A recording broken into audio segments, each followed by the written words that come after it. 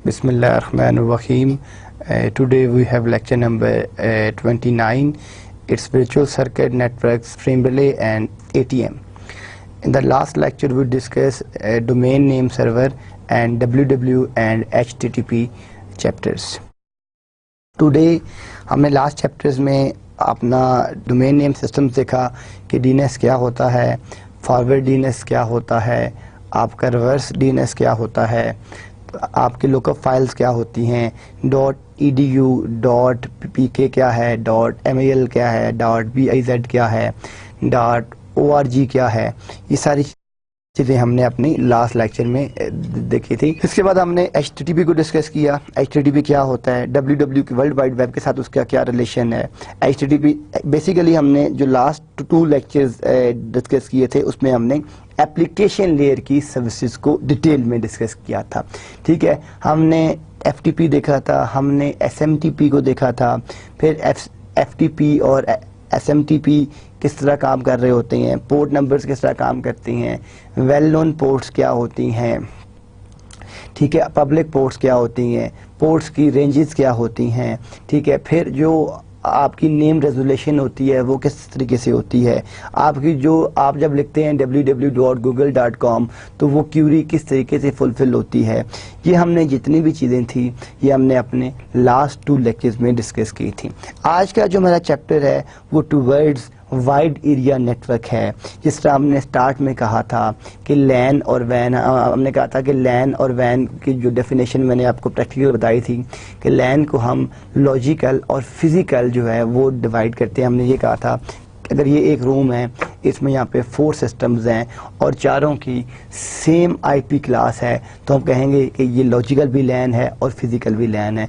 लेकिन अगर हमने कहा था कि 4 सिस्टम्स की डिफरेंट क्लासेस हैं, लाइक जो आपके पास मशीन A है उसका एड्रेस क्लास B से बिलोंग करता है, मशीन B का क्लास C से, मशीन C का क्लास A का, और फिर मशीन D का भी क्लास A का, लेकिन डिफरेंट क्लास, मतलब अगर वो क्लास C का 10 से स्टार्ट होता है तो ये 20 से स्टार्ट हो रहा है, तो डिफरेंट IP एड्रेसेस हैं। और अगर फिर वो आपस में कम्युनिकेट कर रहे हैं तो हमने ये कहा था कि वो आपके पास लॉजिकल वाइड एरिया नेटवर्क है और फिज़िकल लोकल एरिया नेटवर्क है। इसी तरीके से हमने कहा था कि अगर हम वर्चुअल कॉन्सेप्ट्स को, ठीक, इस्लामाबाद को लाहौर के साथ कम्युनिकेट करवाते हैं और दोनों की IP एड्रेसिंग की क्लासेस सेम हैं, लाइक क्लास A यहाँ भी यूज़ कर रहे हैं, वहाँ भी सेम क्लास की सेम नेटवर्क IDs को यूज़ कर रहे हैं और वो आपस में हम उनको कम्युनिकेट करवाते हैं, तो वो लॉजिकल लोकल एरिया नेटवर्क होगा और फिज़िकल वाइड एरिया नेटवर्क होगा। अब आपके पास जो वैन के हैं डिफरेंट प्रोटोकॉल्स हैं, पॉइंट टू पॉइंट प्रोटोकॉल है। हमने थोड़ा सा पहले PPP को हमने डिस्कस भी किया था। हमने कहा था कि इसकी देयर 2 सब लेयर्स, एक LCP थी और दूसरी NCP थी, link control protocol and network control protocol. ठीक है, अब इसके साथ हमने HDLC को डिस्कस किया था, हाई डाटा लिंक कंट्रोल, वो भी आपका एक वैन का प्रोटोकॉल था। इसी तरीके से हमने इंटीग्रेटेड सर्विसेज डिजिटल नेटवर्क को, ISDN को देखा था, जिसके बेसिक रेट इंटरफेस और प्राइमरी रेट इंटरफेस के डिफरेंट चैनल्स होते हैं। तो कुछ वैन के हमने HDLC, पॉइंट टू पॉइंट और ISDN को वैन के चैप्टर्स में पहले डिस्कस कर चुके हैं।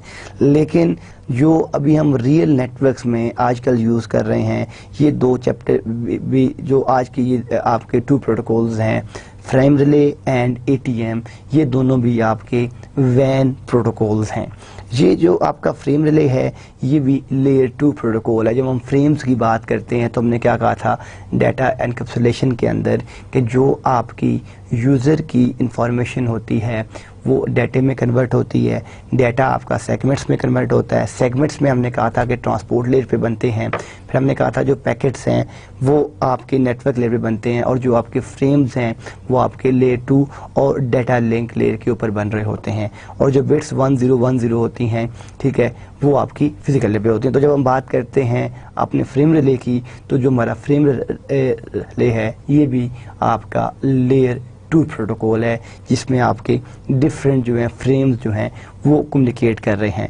तो यहाँ पे हमने इस कोर्स को अगर देखें तो हमने शुरू में अपनी बिल्कुल स्टार्ट में आपने लेयर्स पढ़ी, फिर हमने कम्युनिकेशन देखी, डाटा एंड सिग्नल्स देखे, डिजिटल ट्रांसमिशन देखा, एनालॉग ट्रांसमिशन देखी, ठीक है, ट्रांसमिशन मीडिया देखा, गाइडेड और अनगाइडेड मीडिया देखा, ठीक है, वायर्ड और वायरलेस नेटवर्क्स को देखा, स्विचिंग देखी हमने, वीलैन की, आईपी एड्रेसिंग, सब नेटिंग, सुपर नेटिंग ये की, फिर हमने अपनी राउटिंग की, ठीक है, राउटिंग की प्रैक्टिकल लैब्स की, ठीक है, फिर हमने अपनी प्रोसेस टू प्रोसेस कम्युनिकेशन को देखा, फिर एप्लीकेशन लेयर की सर्विसेज को, डोमेन नेम सर्वर देखा, फिर हमने HTTP देखा। तो अभी जो हम इस कोर्स की एंडिंग की तरफ जा रहे हैं, अभी हम अपना जो आज का हमारा लेक्चर है उसमें हम डिटेल में डिस्कस करेंगे कि फ्रेम रिले और ATM जो आपके टू प्रोटोकॉल्स हैं उनकी कम्युनिकेशन कैसे हो रही है, उनकी आपस में क्या रिलेशन है, वो किस तरीके से कम्युनिकेट कर रहे हैं।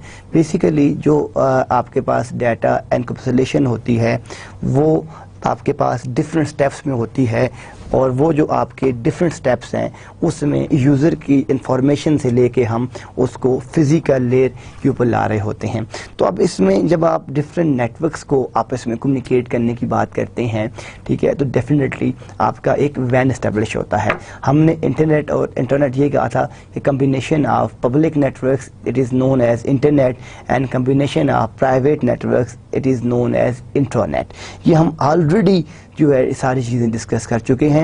इंशाल्लाह आज के लेक्चर में हम जो है फ्रेम रिले और ATM को भी डिस्कस करते हैं कि ये आपके वर्चुअल सर्किट नेटवर्क क्यों कहलाए जाते हैं, और इन दोनों का आपस में क्या रिलेशन है, और वैन के ऊपर हम इसको किस तरीके से कैसे यूटिलाइज कर रहे हैं। ठीक है, तो अभी हम इसको स्टार्ट करते हैं, फ्रेम रिले और ATM। Frame relay is a virtual circuit. देखिए वर्चुअल सर्किट की बात है, इट्स अ लॉजिकल सर्किट। हम जब भी बात करते हैं लॉजिकल और फिजिकल, क्योंकि नेटवर्क के अंदर बहुत सी चीज़ें लॉजिकल हैं, ठीक है। जब हम बात करते हैं लेयर्स, कभी आपने एप्लीकेशन लेयर नहीं देखी होगी, कभी आपने प्रेजेंटेशन लेयर नहीं देखी होगी, कभी आपने सेशन लेयर नहीं देखी होगी। ठीक है, हमने ये कहा था कि जब दो कंप्यूटर्स आपस में कम्युनिकेट कर रहे हैं तो 7 लेयर्स आपकी इन्वॉल्व हैं।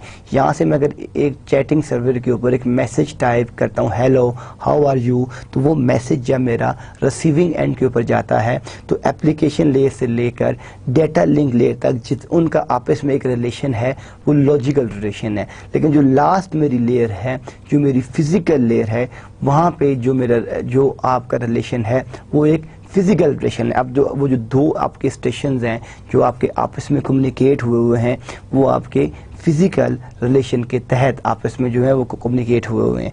अब इस कम्युनिकेशन को देखने के लिए हमें इन डिटेल जो है वो ठीक है, हम देखते हैं कि वो आपके पास 2 लैपटॉप्स हैं, 2 कंप्यूटर्स हैं, आपने उसमें ट्विस्टेड पे यूज़ की, कोएक्सियल केबल यूज़ की, ठीक है, व्हाटसोएवर, वो आपका फिजिकल, यानी यहाँ बताने का जो ऑब्जेक्टिव है दैट इज़ वो ये है कि आपका जो फिजिकल जो 2 सिस्टम्स का कनेक्शन होता है फिजिकल लेयर के ऊपर, वो फिजिकल होता है, और बाकी लेयर्स का आपस में जितना भी कनेक्शन होता है वो सारे का सारा आपका लॉजिकल कनेक्शन होता है। वो आपका लॉजिक के ऊपर जो सारे के सारा जो बिल्ड हो रहा होता है वो आपका लॉजिकल सेशन सारे के सारे होते हैं। तो अभी हम यहाँ से इसको स्टार्ट करते हैं फ्रेम रिले को।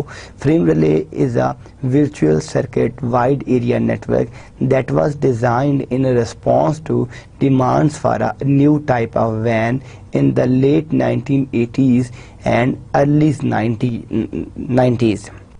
देखिए जो हमारे पास फ्रेम रिले का जो मेन प्रोटोकॉल है, ये एक वर्चुअल सर्किट, बेसिकली जो ये आपका एक वाइड एरिया नेटवर्क जो है वो आपका प्रोटोकॉल है, लेकिन ये वर्चुअल सर्किट्स के ऊपर बेस करता है। अब आपके पास जो वर्चुअल सर्किट्स हैं, ठीक है, वो लॉजिकल कनेक्शंस हैं, जो आपके सेशंस हैं वो लॉजिकल कनेक्शंस हैं, that was designed in response to demands for a new type of WAN, जो latest WAN in the late 1980s and early 90s, यानी 80s के एंड में, लेट 90 में और 90s की अर्ली में, ठीक है, ये आपका आया। अब इसके यानी इससे रिलेटेड जो टॉपिक्स हैं उसका आर्किटेक्चर, फ्रेम रिले की जो लेयर्स हैं, एक्सटेंडेड आपके एड्रेसेस हैं, आपके फ्रेड्स क्या होते हैं, VOFR क्या है और LMI क्या है, ठीक है, लोकल मैनेजमेंट आपके इंटरफेसेस क्या होती हैं, वॉइस ओवर जिस तरह हम बात करते हैं VoIP, voice over internet protocol, वैसे ही आपके पास VoF होता है, वॉइस ओवर फ्रेम रिले। ये हम अभी सारी आगे डिस्कस करते हैं वन बाय वन कि VoF क्या है, आपका LMI क्या है और आपका कैसे यूज हो रहा है आपके रियल नेटवर्क्स के अंदर।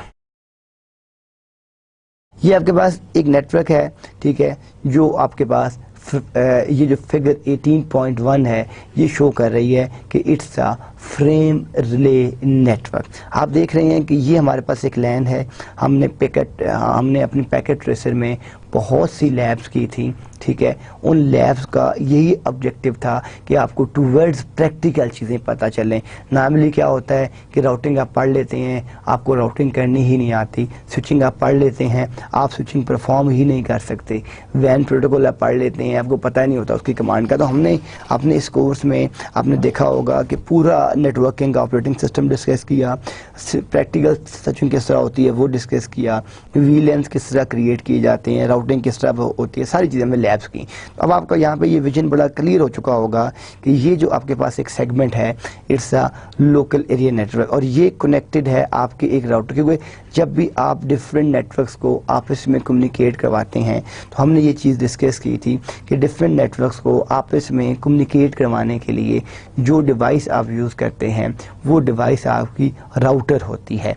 अब ये अगर आप यहाँ पे अज्यूम करें कि ये अगर आपके पास एक नेटवर्क है, ठीक है, तो यहाँ पे हमने इस लैन को, आप देख रहे हैं कि देयर आर 3 पीसीज, ठीक है, ऑन वन सेगमेंट। हमने इसको एक राउटर से कनेक्ट किया और ये जो हमारे पास वैन का नेटवर्क है it's a frame relay network, ठीक है, वाइड एरिया नेटवर्क। ये आपके डिफरेंट फ्रेम रिले के स्विचेस लगे हुए हैं, ये आपकी 1 हॉप, ये 2nd हॉप, 3rd 4th, और ये यानी ये आपका पूरे का पूरा यहाँ पे जो स्विचिंग हो रही है, जो कम्युनिकेशन हो रही है वो आपकी किसके ऊपर हो रही है, वो आपकी जो है फ्रेम रिले के ऊपर बेस कर रही है। अब ये फ्रेम रिले का यहाँ से इस लैन का जो डाटा है वो पास इन होता है इस राउटर के ऊपर और ये राउटर यहाँ से सारे के सारा डाटा पास करता है इस फ्रेम रिले नेटवर्क के ऊपर। यहाँ से ये सारे का सारा जो आपका डाटा है ये इस राउटर के पास पहुँचता है और ये जो राउटर है यहाँ से ये आपका जो इंटरनेट है ये इसको यहाँ पे जो है फॉरवर्ड कर देता है इस इंटरनेट के ऊपर, इस सारे के सारे डाटे को जो है सेंड कर देता है। तो आप ये देख रहे हैं कि जो आपका फ्रेम रिले नेटवर्क था इसमें आपके पास ये डिफरेंट आपके स्टेशन से इसको हमने एक राउटर के साथ कम्युनिकेट किया और ये जो राउटर है ये आपका इस फ्रेम रिले नेटवर्क के ऊपर कनेक्टेड है। यहाँ पे आपके पास डिफरेंट स्विचेज हैं और ये सारे का सारा नेटवर्क इस राउटर के साथ कनेक्ट है और ये to the rest of the internet. यहाँ पे आपके पास इंटरनेटवर्क चल रहा है, ठीक है, जो आप यूज़ कर रहे हैं। यानी ये एक लाइन है, ये जब अपनी कोई एक रिक्वेस्ट सेंड करता है तो ये रिक्वेस्ट यहाँ से कैसे यहाँ तक पहुँचती है, ये यहाँ से ये आपकी पूरी की पूरी रिक्वेस्ट कहाँ चली आती है, जो आपके पास ये एक राउटर है। ये राउटर जो है इस रिक्वेस्ट को इस वैन फ्रेम नेटवर्क के ऊपर, ठीक है, प्रोसेस करवाता है। प्रोसेसिंग के बाद ये इस राउटर पे चली जाती है और इस राउटर से जो आपका इस तरफ आपका इंटरनेट नेटवर्क है, आपके पास इंटरनेट की सर्विसेज हैं, वो तमाम इंटरनेट की जो सर्विसेज हैं वो आपका ये नेटवर्क जो है यूज़ कर सकता है। तो ये सिंपल इंफ्रास्ट्रक्चर है कि फ्रेम रिले का नेटवर्क कैसे डिप्लॉय किया जाता है रियल नेटवर्क्स के अंदर। VCIs in frame relay virtual circuit interfaces, ठीक है, VCI stand for virtual circuit interfaces in frame relay are called DLCIs। देखें अब फ्रेम रिले के अंदर जो आपके पास VCs होते हैं, जो आपके वर्चुअल सर्किट्स होते हैं, उनको हम DLCs कहते हैं, data link connection identifiers. DLI stands for data link connection identifiers, ठीक है। बेसिकली ये आपके जो आपका सर्विस प्रोवाइडर होता है, जो आपको जो है फ्रेम रिले की सर्विस प्रोवाइड कर रहा होता है, वही आपको ये DLCI का नंबर प्रोवाइड कर रहा होता है। DLCI जो है ये आपके पास डाटा लिंक कनेक्शन आइडेंटिफायर्स हैं। अब ये जो DLCs हैं, ठीक है, ये नंबर्स कहाँ से आते हैं, कैसे बनते हैं, हम इनको कैसे यूज़ करते हैं, ठीक है। ये अभी आगे हम जो फ्रेम रिले को डिस्कस करते हैं तो आपको ये सारी चीज़ें पता चलती जाएंगी कि VCIs जो हैं इन फ्रेम रिले ये आपके पास DLCs हैं, ये आपके पास डाटा लिंक कनेक्शन आपके आइडेंटिफायर्स हैं जो आप यूज़ कर रहे होते हैं। तो ये आपके पास सारे के सारे वर्चुअल सर्किट इंटरफेसेस हैं, और ये आपके जो है ये आपके फ्रेम रिले में क्या कहते हैं, इसको हम DLCA कहते हैं, डाटा लिंक कनेक्शन आइडेंटिफायर्स। अब आप देखें कि फ्रेम रिले की लेयर्स जो हैं वो आप देखें, वैसे तो ये लेयर 2 प्रोटोकॉल है डाटा लिंक लेयर के ऊपर, ये simplified core functions of data link layer, यानी ये जो सिंप्लीफाई हुआ है इसकी जो वर्किंग सारी की सारी आई है वो आपके पास जो है कोर लेयर के ऊपर आई है, कि जो आपके पास कोर फंक्शंस हैं आपके डाटा लिंक लेयर के ऊपर वो सारे के सारे आप जो है इसको जो है फ्रेम कर सकते हैं। और यहाँ पे आप देख रहे हैं कि जो आपके पास फिजिकल है वो आपके पास क्या है, वो आपका एनसी स्टैंडर्ड्स हैं, ठीक है। जो आपके एनसी स्टैंडर्ड्स हैं, ठीक है, इनको हम डिस्कस करते हैं कि एनसी स्टैंडर्ड्स जो हैं वो आपके किस तरीके से कैसे यूज़ होते हैं आपके नेटवर्क के अंदर। तो ये जो आपके फ्रेम रिले है, ठीक है, इसके अंदर जो है आप ये देख रहे हैं कि ये डाटा लिंक लेयर की जितनी भी कोर फंक्शनैलिटी है वो सारी की सारी आपकी यहाँ पे आ रही है डाटा लिंक लेयर के ऊपर, और ये जो आपकी फिजिकल लेयर है इस पे आपके डिफरेंट इसका Q93.1 स्टैंडर्ड है और बॉस स्टैंडर्ड है। तो फिजिकल लेयर के साथ ये इसकी जो मैपिंग होती है वो आपके एनसी स्टैंडर्ड के साथ मैपिंग होती है, कि डाटा लिंक लेयर के ऊपर आपके सारे कोर फंक्शन चल रहे हैं और फिजिकल लेयर के ऊपर आपके सारे के सारे जो आपका एनसी स्टैंडर्ड है वो उसके साथ मैच कर रहा है। तो ये आपके पास जो है फ्रेम रिले की लेयर्स में डाटा लिंक लेयर और फिजिकल, यानी इसके ऊपर आप अपने कोर फंक्शन रन कर रहे हैं और इसके ऊपर आप अपनी एनसी स्टैंडर्ड्स को जो है यूज़ कर रहे हैं। Frame relay operates only at the physical and data link layer, यानी जो आपका फ्रेम रिले है वो सिर्फ और सिर्फ फिजिकल और डाटा लिंक लेयर पे ऑपरेट होता है, क्योंकि अगर आप बैक स्लाइड में देखें तो हमने क्या कहा है कि कुछ सर्विसेज जो हैं जो इसकी कोर फंक्शनैलिटी है वो सारी की सारी किसके साथ है, डाटा लिंक के साथ है। और जब ये अपना फिजिकल कनेक्शन इस्टेब्लिश करता है तो फिर ये अपनी जो इस इस्टेब्लिशमेंट होती है वो सारी की सारी कहाँ पे होती है, वो आपके पास फिजिकल लेयर जो आपका एनसी स्टैंडर्ड है वो उसके साथ सारी की सारी इसकी मैपिंग होती है। अब दैट्स वाई, इसलिए हम ये कह रहे हैं कि frame relay operates only at the physical and data link layer, यानी जो आपका फ्रेम रिले है वो सिर्फ और सिर्फ जो है फिजिकल और डाटा लिंक लेयर के साथ ही आपका जो ऑपरेट होता है। अब हम देखते हैं कि फ्रेम रिले का जो फ्रेम होता है, यानी फ्रेम रिले तो एक आपका प्रोटोकॉल है ना, हर पैकेट अगर आप ईथरनेट नेटवर्क यूज़ कर रहे हैं तो उसका फ्रेम होगा, टोकन रिंग यूज़ कर रहे हैं तो उसका फ्रेम होगा, FDDI यूज़ कर रहे हैं, fibre data distributed interface use कर रहे हैं तो उसका एक फ्रेम होगा। तो यहाँ पे जो आपके पास जो आपका फ्रेम रिले बनता है जो उसका एक फ्रेम बनता है, आप देख रहे हैं C/R, ठीक है, इसमें क्या चीज़ आ रही है, कमांड स्लैश जो रिस्पॉन्स। तो ये अभी हम ये इसका हेडर है, हम इसके हेडर को डिटेल में देखते हैं कि ये किस किस के लिए कैसे यूज़ हो रहा है। सबसे पहले आप देख रहे हैं ये जो आपके पास जो आपका फ्रेम रिले का फ्रेम बनता है C/R, ये आपके पास किस लिए होती है, कमांड स्लैश रिस्पॉन्स। जो आप कमांड दे रहे होते हैं इसको हम कहते हैं इसके हेडर में C/R, कि जो आप कमांड टाइप करते हैं उसका जो आपको रिस्पॉन्स मिल रहा होता है उसके लिए हम C/R यूज़ करते हैं। EA क्या चीज़ होती है, एक्सटेंडेड एड्रेस होता है आपके पास, जो आपका एक्सटेंडेड जो आप जिस एड्रेस को आप एक्सटेंड कर रहे होते हैं, देखते हैं एक्सटेंशन क्यों कर रहे होते हैं। FECN, ठीक है, ये आप देख रहे हैं ये आपके पास यहाँ पे FECN है, फॉरवर्ड एक्सप्लिसिट कंजेशन नोटिफिकेशन। जो देखें दो एक बैकवर्ड आपके होते हैं, आप देख रहे हैं BECN है, ये आपके पास बैकवर्ड है। देखें आपके पास दो तरह की कंजेशन होती हैं। अगर फॉरवर्ड लिंक के ऊपर आपका नेटवर्क कंजेस्टेड हो रहा है, कोई बैंडविड्थ डाउन आपकी जो है कम हो रही है, ज़्यादा हो रही है, या आपका कोई लिंक डाउन हो जाता है, तो वो जो उसके लिए हमने दो तरह का रखा हुआ है। क्योंकि देखें एक जो राउटर है वो बैक पे भी जो है एक राउटर बनता है वो बैक नेटवर्क के साथ भी लिंक्ड है, फॉरवर्ड नेटवर्क के साथ भी लिंक है, ठीक है। तो अब वहाँ पे अगर आपके पास FECN है तो वो आपके पास फॉरवर्ड एक्सप्लिसिट कंजेशन नोटिफिकेशन, जो आपको एक नोटिफिकेशन आ जाएगा कि इसमें ये नेटवर्क आपका कंजेस्टेड हो चुका है, कंजेशन हो चुकी है। और अगर वही आपके पास बैकवर्ड होती है तो हम यूज़ करते हैं उसको BECN, backward explicit congestion notification. जो आपका नोटिफिकेशन बैकवर्ड के ऊपर होता है उसको हम क्या कहते हैं, BECN कहते हैं। वो आपके पास बैकवर्ड एक्सप्लिसिट कंजेशन, ठीक है, जो आपके पास बैकवर्ड का होता है उसको हम बैकवर्ड एक्सप्लिसिट कहते हैं। DE क्या है, डिस्कार्ड एलिजिबिलिटी, ठीक है, और DLCI क्या है, डाटा लिंक कनेक्शन आइडेंटिफायर, जो आपको फ्रेम रिले का जो सर्विस प्रोवाइडर होता है वो आपको जो है प्रोवाइड कर रहा होता है। अब इसमें आप टैब्स देख रही हैं, एक तो आपके पास जो है आपकी फ्लैग बिट्स हैं, आपका एड्रेस है, आपकी इंफॉर्मेशन है, आपका फ्रेम चेक सीक्वेंस है और आपके पास जो है आपका फ्लैग है। अब हम देखते हैं कि जो DLCI है, डाटा लिंक कनेक्शन जो आपका आइडेंटिफायर है, इट्स 6 बिट्स। CRC जो कमांड और रिस्पांस के लिए है, इसके लिए हमने 1 बिट रखी है। DLCI के लिए जो आपके पास डाटा लिंक कनेक्शन, फिर आपके पास जो आइडेंटिफायर है, इसके लिए हमने यहाँ फिर 4 बिट्स रखी हैं।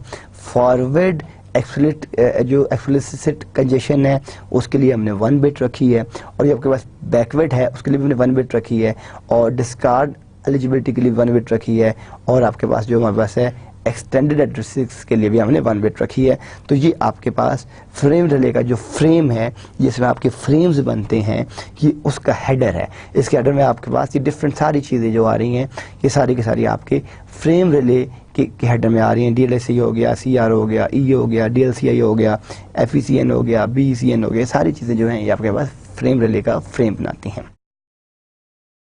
Frame relay does not provide flow or error control. जो देखें, ये जो आपका फ्रेम रिले है, एक तो ये प्रोवाइड नहीं करता फ्लो आर एरर कंट्रोल, यानी जो आपके एरर्स जनरेट होते हैं, ये आपको जो आपका फ्रेम रिले का इसका जो ड्रॉबैक है सबसे बड़ा वो ये है कि ये आपको एरर कंट्रोल प्रोवाइड नहीं करता। ठीक है, they must be provided by the upper layer protocol. ठीक है, हमने क्या कहा था कि जब भी एरर की करेक्शन होती है, अपने OSI लेयर मॉडल को हम जब डिस्कस कर रहे थे तो हमने उसमें ये चीज़ डिस्कस की थी कि जब भी आपकी कंजेशन होती है तो वो आपके पास open system interconnection layer model में जो TCP/IP है, ट्रांसमिशन कंट्रोल प्रोटोकॉल, वो आपके 2 काम कर रही होती थी। एक आपको कनेक्शन ओरिएंटेड और कनेक्शन लेस सर्विस प्रोवाइड कर रही होती थी, और जो आपके पास एरर्स होते थे उन एरर्स की करेक्शन भी कर रही होती थी, डाटा लिंक लेयर एरर्स की डिटेक्शन कर रही होती थी। तो जो फ्रेम रिले है बेसिकली कि frame relay does not provide flow or error control, या आपको फ्लो और एरर कंट्रोल जो है प्रोवाइड नहीं करता। They must be provided by the upper layer protocol. वो जितनी भी सर्विसेज हैं, जो आपकी अपर लेयर की जो आपकी अपर लेयर प्रोटोकॉल्स हैं, वो जो उनकी सर्विसेज हैं सारी की सारी वो जो है प्रोवाइड कर रही होती है। ये आपको जो है वो चीज़ जो है प्रोवाइड नहीं कर रहा होता। अब इसके जो हमारे पास देयर आर 3 एड्रेस फॉर्मेट्स, जो इसके हमारे पास 3 एड्रेस फॉर्मेट्स हैं वो कौन कौन से हैं। एक तो हम देखते हैं DLCI। ठीक है, ये आपके पास देखें यहाँ पे हमारे पास 3 फॉर्मेट्स हैं जो हम अपने एड्रेसिंग के लिए यूज़ करते हैं अपने फ्रेम रिले के अंदर। वो 3 फॉर्मेट्स कौन कौन से हैं आप ए में देख रहे हैं, 2 बाइट एड्रेस 10 बिट्स TLSI। ठीक है, यानी ये हम अपने there are 3 types of frame formats that we can used in the frame relay network. First is that 2 byte address, जो आपके पास 10 बिट DLSI यानी डाटा लिंक कनेक्शन आइडेंटिफायर होता है। इसके अंदर आप देख रहे हैं कि अगर मैं एक स्लाइड बैक जाऊं तो हम देखें वो कितनी बिट्स थी, 6, 7, 8, 12, 13, 14, 15, 16 बिट्स यहाँ पे। ठीक है, तो आप इसमें देख रहे हैं कि आपके पास क्या क्या आ रहा है। Number 1 is DLCI। ठीक है, देन आपके पास यानी डाटा लिंक कनेक्शन आइडेंटिफायर हो गया, ये फॉरवर्ड आपका हो गया, ये आपके पास बैकवर्ड हो गया। ठीक है, उसके बाद आपके पास C/R है, E=0 है और E=1 है, और DE ये आपके पास जो 2 बाइट आपका है, ये 10 बिट्स DLSI नंबर यहाँ पे जो है आपका यूज़ हो रहा है। सेकेंड जो आपके पास है वो आपके पास 3 बाइट आपका एड्रेस है, जो आपके पास 16 बिट DLCI को यूज़ करता है। 16 बिट्स के अंदर क्या क्या आ रहा है आपके पास, फर्स्ट DLCI आ रहा है, CR देन EA0 आ रहा है, फिर आपके पास DLCI आ रहा है, इसमें आपके पास फॉरवर्ड आ रहा है, फिर बैकवर्ड आ रहा है, फिर आपके पास अगेन DE आ रहा है, फिर आपके पास EA=0 आ रहा है, और लास्ट में DLCI। ठीक है, DLCI 0 and EA=1। It's a 3 byte addresses आपका एड्रेस है, और ये आपके पास 2 बाइट एड्रेस है। लास्ट जो आपके पास है ये 4 बाइट एड्रेस है, इसमें आपके पास जो आपके पास 23 बिट का है। देखें, ये 10 बिट का था, ये 16 बिट्स का था, और ये आपके पास 23 बिट है। इसमें क्या हो रहा है कि DLCI then CR and EA=0, फिर आपके पास DLCI। अभी इनकी जो एब्रीवेशन हम पिछली स्लाइड्स में देख चुके हैं कि DLCI क्या है, FECN क्या है, BECN क्या है। देन FECN आ गया, देन BECN आ गया, देन DE आ गया and EA is equal to 0 और DLCI जो है EA is equal to 0, DLCI 0 and EA is equal to 1, 4 byte address बन गया और ये आपके पास 23 बिट DLCI नंबर आ गया। तो आप देख रहे हैं कि आपके पास जो ड्रेसेस हैं, जो ड्रेसिंग फॉर्मेटिंग है वो 3 टाइप्स की है, एक 2 बाइट की है, एक 3 बाइट की है और एक 4 बाइट की है। जब आप यानी इसमें से आप अपने चूज़ करते हैं डिफरेंट नीड्स एंड रिक्वायरमेंट के ऊपर कि 2 बाइट कहाँ यूज़ करना है, 3 बाइट कहाँ यूज़ करना है और अपने 4 बाइट कहाँ कैसे यूज़ करना है। अब आपके पास नेक्स्ट जो कंसेप्ट है वो कंसेप्ट है फ्रेड का, FRAD फ्रेड जो है। अब इसमें आप देख रहे हैं कि फ्रेड में आपके पास देयर आर 3 प्रोटोकॉल, एक X.25 है, एक ATM है, एक आपके पास PPP है। ठीक है, X.25 भी वैन का प्रोटोकॉल है, ATM भी वैन का प्रोटोकॉल है और PPP भी वैन का प्रोटोकॉल हैं। ये तीनों यहाँ से जो ये आपके पास इस एंड पे आप देख रहे हैं कि it's your frame relay network. ये ठीक है, यहाँ पे आपकी जितनी भी कम्युनिकेशन हो रही है वो सारी की सारी जो है ये आपका एक फ्रेम रिले का नेटवर्क है। यहाँ से ये इस फ्रेड तक पहुँचता है और यहाँ पे ये आपके 3 प्रोटोकॉल्स हैं दोनों एंड के ऊपर। तो दरमियान देखें आप X.25 के दरमियान में यहाँ पे जो मेन जो ऑब्जेक्टिव है, आप बिटवीन X.25 में भी यूज़ कर सकते हैं फ्रेम रिले, आप बिटवीन ATM नेटवर्क्स के दरमियान में भी यूज़ कर सकते हैं फ्रेम रिले, आप between point two point protocol के बिटवीन भी जो है फ्रेम रिले यूज़ कर सकते हैं। यानी इसकी जो कंपेटिबिलिटी है वो डिफरेंट प्रोटोकॉल के साथ है, ATM के साथ भी है, ठीक है, X.25 के साथ भी है और आपकी जो है पॉइंट टू पॉइंट के भी साथ है। अब हम यहाँ से स्टार्ट करते हैं नेक्स्ट जो हमारा प्रोटोकॉल है दैट इज़ ATM। ठीक है, ATM फ्रेम रिले की जो कन्फिग्रेशन है कि फ्रेम रिले को कन्फिगर कैसे किया जाता है, मैं एक स्लाइड पे बैक जाता हूँ। जो आपकी फ्रेम रिले की कन्फिग्रेशन है वो हम अपने नेक्स्ट जो चैप्टर है उसके स्टार्ट करने से पहले मैं आपको उसकी लैब करवा दूँगा। It's a very simple lab कि आप फ्रेम रिले को कैसे कन्फिगर कर सकते हैं, उसको कैसे जो है यूज़ कर सकते हैं। तो वो हम अपनी जो इस चैप्टर के एंड के ऊपर जब हम अपना नेक्स्ट चैप्टर स्टार्ट करेंगे उससे पहले हम अपनी इसकी लैब देख लेंगे कि फ्रेम रिले को कैसे कन्फिगर किया जाता है वैन राउटर के ऊपर। वैन आपने जब अपना कनेक्शन एस्टेब्लिश करना है तो आप उसको कैसे कन्फिगर कर सकते हैं। अब आपके पास जो ATM है, ATM is the asynchronous transfer mode, is the cell relay protocol designed by the ATM firm and opted by the ITU International Telecommunication Union। ठीक है, अब देखें जो आपके पास ATM है ये आपके पास सेल रिले प्रोटोकॉल है। ठीक है, जो ATM के डिफरेंट फॉर्म्स ने डिज़ाइन किया था और इसको ऑप्ट किया है इंटरनेशनल टेलीकम्युनिकेशन यूनियन ITU.T। अगर आप गूगल पे लिखें तो आपको पूरी हिस्ट्री मिल जाएगी कि ITU क्या है, इसके कौन कौन से स्टैंडर्ड्स हैं, इसके क्या क्या रूल्स हैं, इनकी क्या क्या पॉलिसीज़ हैं, इनकी क्या क्या रेगुलेशंस हैं। ये सारी की सारी चीज़ें आप देख सकते हैं अपने ATM। अगर आप अपने ATM नेटवर्क पे जाएं तो आप सारी चीज़ें जाके वहाँ से देख सकते हैं। तो गूगल के ऊपर लिखें जस्ट ATM, आगे लिखें ब्रैकेट में ITU-T तो आपको सारी डिटेल आ जाएंगे। तो इसमें हम डिस्कस करते हैं ATM के डिज़ाइन गोल्स क्या क्या हैं, यानी किस तरह का आपका इन्वायरमेंट होना चाहिए, किस तरह का आपका इंफ्रास्ट्रक्चर होना चाहिए, लैन में पीसेस कितने होने चाहिए, कैसा वैन होना चाहिए, कितने राउटर्स आपको रिक्वायर्ड होंगे।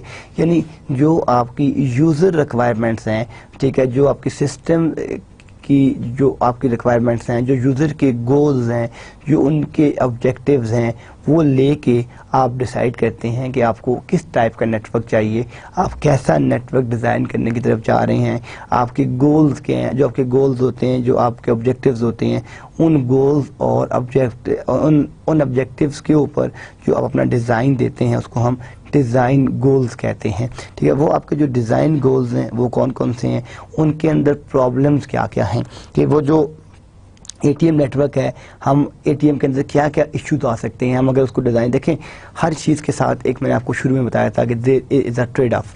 मैं अगर जो है वो कोई भी चीज़ बाय करता हूँ, मैं गाड़ी बाय करता हूँ तो उसके साथ भी ट्रेड ऑफ है। मैं अगर सुजुकी लेता हूँ, ठीक है, मैं करोला लेता हूँ, मैं होंडा लेता हूँ, मैं मर्सिडीज लेता हूँ, तो मुझे कुछ पैरामीटर्स के ऊपर ट्रेड ऑफ करना पड़ेगा, कास्ट के ऊपर, स्टैंडर्ड के ऊपर, क्वालिटी के ऊपर, अपने नीड्स के ऊपर। तो इसी तरीके से जब आप अपना वाइड एरिया नेटवर्क डिज़ाइन कर रहे होते हैं, अपना इंफ्रास्ट्रक्चर डिज़ाइन कर रहे होते हैं, तो आपके पास जो है एक ट्रेड ऑफ होता है। वो जो आपके पास जो आपका ट्रेड ऑफ होता है वो डिफरेंट पैरामीटर्स के ऊपर होता है। अब यहाँ पे जब आप इसके डिज़ाइन गोल कर रहे हैं तो हम बात करते हैं प्रॉब्लम्स की, तो एटीएम के अपने प्रॉब्लम्स हैं, पॉइंट टू पॉइंट प्रोटोकॉल के अपने प्रॉब्लम्स हैं, एचडीएफसी के अपने प्रॉब्लम्स हैं। तो हम उसमें से क्या करते हैं कि अपनी यूज़र नीड्स और रिक्वायरमेंट्स को चूज़ करके जो बेस्ट हमें लगता है कि ये जो प्रोटोकॉल है ये अगर बेस्ट है तो वो किस बेसिस के ऊपर है। हम बेसिकली डिटेल नेटवर्क स्टडी करते हैं लैन की और वैन की और यूज़र की रिक्वायरमेंट के बाद हम ये चूज़ करते हैं कि हमें एटीएम चाहिए। ठीक है, मैंने आपको पहले भी एग्जांपल दी थी कि फ़र्ज़ किया आपकी एक कंपनी है और आप उसके एक नेटवर्क मैनेजर हैं। आप क्या करते हैं, आप कहते हैं जी एटीएम बहुत फास्ट वैन नेटवर्क है, बस मैं एटीएम डिप्लॉय करूँगा। ठीक है जी, आप क्या करते हैं जी, एटीएम के सारे राउटर्स बाय कर लेते हैं, स्विचेस बाय कर लेते हैं, उसका हार्डवेयर बाय कर लेते हैं, अपने स्टाफ को ट्रेनिंग करवाते हैं, एटीएम का फिजिकल लेआउट करते हैं, फिर उसको लॉजिकल कनेक्शन बना देते हैं। जब सारे का सारा एटीएम नेटवर्क आपने कॉन्फ़िगर कर लिया, स्टाफ की ट्रेनिंग कर ली, आपने न्यू स्टाफ जो आपका न्यू स्टाफ है उसको हायर कर लिया, ये सारे काम परफॉर्म करने के बाद आपको पता चलता है कि भाईजान यहाँ तो एटीएम की सर्विसेज ही नहीं है। तो इन दैट केस क्या होगा, आपने यानी अपनी फिजिबिलिटी स्टडी की नहीं और पता चला कि इस कंट्री में तो एटीएम की सर्विसेज ही अवेलेबल नहीं है। तो आपने क्या किया कि कंपनी का मिलियंस लॉस कर दिया, टाइम ज़ाया किया, उनके एटीएम के राउटर ऑफ स्विच कहीं और यूज़ नहीं हो सकेंगे। तो इसलिए जो हमने जब डिज़ाइन गोल्स करते हैं तो हर एक चीज़ की कुछ प्लस पॉइंट्स हैं, कुछ ड्रॉप बैक्स, लेकिन आप ये देखते हैं कि आपने वो ऑब्जेक्टिव करना होता है अचीव कि जहाँ पे आपके मैक्सिमम गोल आपको मिल रहे हों, जहाँ पे आपको मैक्सिमम गोल आपके अचीव हो रहे हों, वहाँ पे आप उस प्रोटोकॉल को चूज़ कर लेते हैं। उस प्रोटोकॉल को जो है उसको आप क्या करते हैं, प्रेफर करते हैं। तो यहाँ पे आप देख रहे हैं कि जो आपके डिज़ाइन के इसके अंदर क्या है कि आपके डिज़ाइन गोल्स, फिर आपके प्रॉब्लम्स क्या हैं, एटीएम का आर्किटेक्चर क्या है वो, ठीक है, वो किस तरीके से काम कर रहा होता है, उसका आर्किटेक्चर क्या है, स्विचिंग वो उसके साथ क्या रिलेशन है, एटीएम की कौन कौन सी लेयर्स हैं, वो लेयर्स किस तरीके से कम्युनिकेट करवा रही हैं, ये सारी चीज़ें हैं इंशाअल्लाह ताला हम आज अपने एटीएम वाले चैप्टर में भी आगे जाके देखते हैं कि design goals, problems, architecture, switching and so on. तो यहाँ तक आपको बात समझ आ गई कि ये एटीएम फॉर्म्स क्या, एटीएम क्या होता है, हम किस तरीके से इसको चूज़ करते हैं, ये आगे हम जाके मज़ीद अब डिज़ाइन गोल्स से multiplexing using different frame size. देखिए मल्टीप्लेक्स क्या होता है और डीमल्टीप्लेक्स क्या होता है, ये हम डाटा एनकैप्सुलेशन वाले चैप्टर में पढ़ चुके हैं कि मल्टीप्लेक्सिंग किस तरह की जाती है और डीमल्टीप्लेक्सिंग किस तरह की जाती है। डिजिटल ट्रांसमिशन में भी हमने ये चीज़ सीखी थी। ठीक है, अब ये देखें कि ये आपके पास एक एक्स जा रहा है और ये आपके पास एक मक्स जो जिसको मल्टीप्लेक्सिंग है, ये आपके डिफरेंट फ्रेम जा रहे हैं ए बी सी। ठीक है, आप जब इन तमाम फ्रेम्स को एक ही लिंक के ऊपर कर देंगे, आपने मल्टीप्लेक्स कर दिया, यानी तमाम 3 लाइंस को आपने कंबाइन करके एक ट्रांसमिशन लाइन के ऊपर सेंड करना शुरू कर दिया और डीमल्टीप्लेक्स 3 लाइंस को आपने वापस कन्वर्ट, जिस तरह आपके पास मॉडम और डीमॉडम होता है, मॉड्यूलेशन और डीमॉड्यूलेशन कहता है, इसी तरह मल्टीप्लेक्स मल्टीपल लाइंस को सिंगल लाइन में और डीमल्टीप्लेक्स ठीक है जो मल्टीपल लाइंस को वापस सिंगल लाइन को वापस मल्टीपल लाइंस में कन्वर्ट कर देता है। तो यहाँ पे आप देख रहे हैं कि ये आपके पास डिफरेंट फ्रेम जा रहे थे, यहाँ मल्टीप्लेक्सिंग आपकी अप्लाई हुई तो ये एक फ्रेम रह गया और ये आपने इसको यहाँ पे ट्रांसमिट कर दिया। तो ये आपके पास मल्टीप्लेक्सिंग यूजिंग डिफरेंट, जो आपके पास डिफरेंट फ्रेम साइज आ रहे हैं आप उनको ट्रांसमिट कर सकते हैं, सेंड कर सकते हैं using multiplexing. A cell network uses the cell as the basic unit of data exchange. A cell is defined as a small fixed size block of information. देखें जिस तरह हम बात करते हैं कि ईथरनेट का नेटवर्क जो है पैकेट यूज करता है, ठीक है, वो आपके यानी जो आपका फ्रेम रिले का नेटवर्क है वो फ्रेम यूज करता है। ठीक है, अब बात यह है कि जो एटीएम का नेटवर्क है वो सेल्स यूज करता है, यानी इसका जो जिस तरह हम बात कर रहे थे कि जो आपके पास जो आपका फ्रेम रिले का नेटवर्क है वो आपके डिफरेंट फ्रेम्स को यूज़ कर रहा होता है। ठीक है, जो आपके पास नेटवर्क है ईथरनेट का वो पैकेट्स को यूज़ कर रहा है। जो आपके पास एटीएम का नेटवर्क है वो आपके सेल्स को यूज करता है। तो इस cell network uses the cell as the basic unit of data exchange. जो सेल है ये आपका एक बेसिक डाटा यूनिट है, जो हम यहाँ क्या डिफाइन करते हैं, इस cell network uses the cell as the basic unit. ये बेसिक यूनिट है डाटा एक्सचेंज की, जो आप डाटा एक्सचेंजेस कर रहे होते हैं उसकी ये बेसिक यूनिट है। इस cell is defined as a small fix size, यानी बेसिकली सेल क्या है, ठीक है, वो आपका एक स्मॉल और फिक्स साइज आपका ब्लॉक है, जिसमें हम कहते हैं, जिस तरह हम कहते हैं कि इथरनेट का जो मैक्सिमम ट्रांसमिशन यूनिट है थ्योरेटिकल वो 1518 बाइट्स है, और जो प्रैक्टिकल है वो आपका 1500 बाइट्स है। हम इससे ज़्यादा हो तो फिर क्या करते हैं, सेगमेंट्स बनाते हैं, हम उसको ट्रांसमिट नहीं कर सकते। तो वैसे ही जो आपके पास जो आपका सेल नेटवर्क है, जो एटीएम नेटवर्क है, इसमें जो आपकी इंफॉर्मेशन है वो सेल की फॉर्म में जाती है। और सेल क्या है, वो एक ब्लॉक ऑफ इंफॉर्मेशन है, उसका एक साइज होगा कि एक वक्त में आप जिस तरह इथरनेट में आप 1500 बाइट्स ट्रांसमिट कर सकते हैं, तो सेल नेटवर्क एटीएम नेटवर्क के अंदर उस सेल में आप अपना कितना मैक्सिमम डाटा ट्रांसमिट कर सकते हैं, ठीक है, वो हम उसको बोलते हैं a cell is defined as a small fix size. यानी सेल क्या है, fix size block of information है, ये इसको हम सेल कहते हैं। Multiplexing using cells. अब आप क्या कर रहे हैं कि जो आपके पास ये देखें एक्स वाई जी है, ठीक है, और ये अब ए बी सी है, तो आपने यहाँ पे सी ट्रांसमिट किया, साथ एक जी चला गया, फिर आपने यहाँ पे बी ट्रांसमिट किया, बी के साथ आपने वाई सेंड कर दिया, फिर आपने यहाँ पे ए सेंड किया और एक साथ आपने एक्स सेंड कर दिया। तो इस तरीके से आप अपने सेल्स के साथ मल्टीप्लेक्सिंग कर रहे हैं, जो आप अपनी इंफॉर्मेशन एक्सचेंज कर रहे हैं, सेंड और रिसीव कर रहे हैं, वो अपनी सेल्स के साथ अपनी इंफॉर्मेशन को सेंड और रिसीव कर रहे हैं। ये आपके पास एटीएम की मल्टीप्लेक्सिंग आ गई। अब यहाँ पे हम क्या कर रहे हैं, इट्स अ एटीएम मल्टीप्लेक्सिंग। जो एटीएम नेटवर्क है वो अपनी किस तरीके से मल्टीप्लेक्सिंग कर रहा है। आप देख रहे हैं कि फर्स्ट लाइन में जो है A1 A2 A3 है, ठीक है, फिर हमारे पास क्या है B1 B2, यहाँ पे ये एक ब्लैंक है, फिर उसके बाद क्या है लाइन 3 में C1 C2 C3। तो आप ये देख रहे हैं कि ये सबसे पहले इसने जो ट्रांसमिट करना शुरू किया यहाँ पे, वो क्या ट्रांसमिट हुआ, यहाँ से A1 हुआ, फिर आपके पास C1 हुआ, फिर A2 हुआ, फिर आपके पास B1 हुआ, फिर आपके पास यहाँ पे क्या ट्रांसमिट हुआ, C2 हुआ, यहाँ से A3 हुआ, फिर यहाँ से आपके पास क्या हुआ B2 हुआ, यहाँ से क्या हुआ C3 हुआ, फिर यहाँ से क्या हुआ ब्लैंक और ये ब्लैंक। इस तरीके से आपने अपनी एटीएम मल्टीप्लेक्स जो आपके सेल्स ट्रांसमिट हो रहे हैं, ठीक है, वो आपके किस तरीके से ट्रांसमिट हो रहे हैं, इस तरीके से आप इनकी ट्रांसमिशन कर रहे हैं अक्रॉस द लाइन और या अक्रॉस द नेट। आर्किटेक्चर क्या है, ठीक है, एटीएम नेटवर्क्स का जो आपके पास आर्किटेक्चर है, एटीएम नेटवर्क किस तरीके से जो है वो यूज़ होता है, ठीक है। आप ये देखेंगे ये आपके पास ये आपके पास जो लाइन UNI आ रही है, ये आपके पास NNI है, ये आपके पास डिफरेंट एंड पॉइंट्स हैं, ये आपके पास सारे का सारा नेटवर्क बना हुआ है। इसमें ये एटीएम स्विच लगा हुआ है, ये दूसरा स्विच लगा हुआ है, ये तीसरा स्विच लगा हुआ है, ये चौथा स्विच, ये स्विचेस आपस में कम्युनिकेट कर रहे हैं।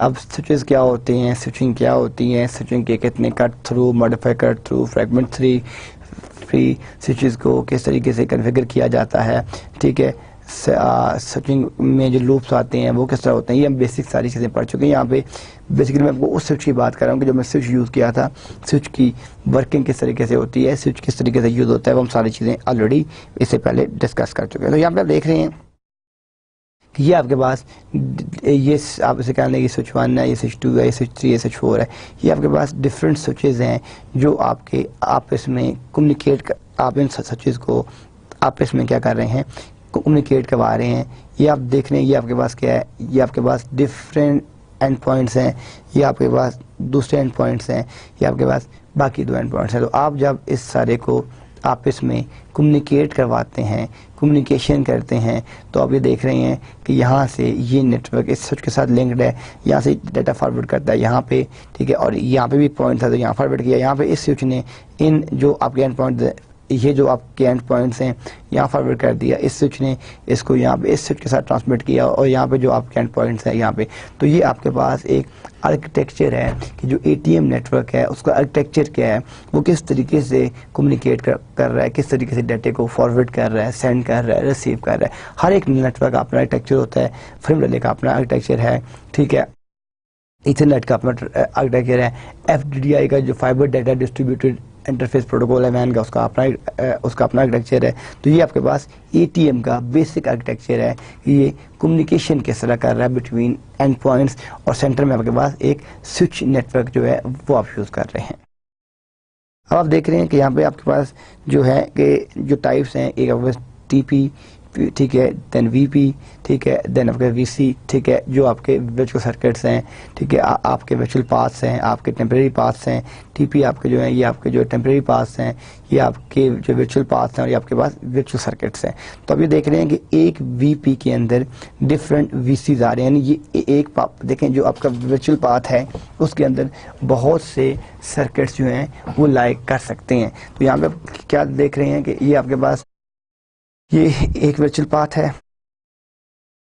ठीक है, ये आपके पास टोटल पाथ जिसको आप कहते हैं कि जो TP है। अब आप ये देख रहे हैं कि इस TP के अंदर दे आर 4 VPs, यानी ये एक TP है, ठीक है, ये आपके पास इसके अंदर आपके पास ये एक VP है, फिर ये दूसरा VP है। हर VP के अंदर आप देख रहे हैं कि डिफरेंट आपके वर्चुअल सर्किट से लाई कर रहे हैं, ठीक है। ये बेसिकली एक चार्ट उसने बताया है कि ये आपके पास अगर टोटल पाथ है, टोटल बैंडविड्थ है, टोटल चैनल है, तो इसके अंदर ये आपके पास ये एक वर्चुअल पाथ है, इसके अंदर इस वर्चुअल पाथ के अंदर ये एक VC है, ये एक आपका वर्चुअल सर्किट है, ये दूसरा वर्चुअल सर्किट है, ये तीसरा वर्चुअल सर्किट है, फिर ये चौथा, पांचवा, छठा एंड सो ऑन। तो ये आपके पास TP क्या है, VP क्या है और VC क्या है, इनके आपस में क्या रिलेशन होते हैं।